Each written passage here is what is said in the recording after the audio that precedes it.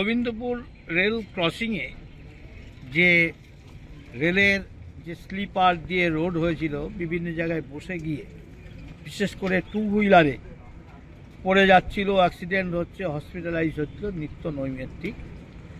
তাই রেলের ডিআরএমকে বলে অতি সত্বর পদক্ষেপ নিয়েছে। ইতিমধ্যেই কাজটা সম্পন্ন হচ্ছে বেশ কিছু জায়গায়। তবু যে ত্রুটিগুলো রয়েছে সেগুলো যাতে ঠিক করা যায়, ভবিষ্যতে অ্যাক্সিডেন্ট না ঘটে, তার জন্য পদক্ষেপ নেওয়ার জন্য আমি বললাম।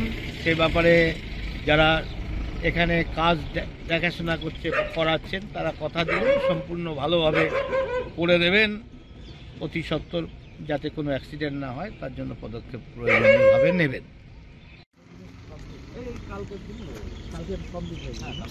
উপরে সেই গালা পিস দিয়ে যেটা পরে ওটা হবে, ওটা হবে।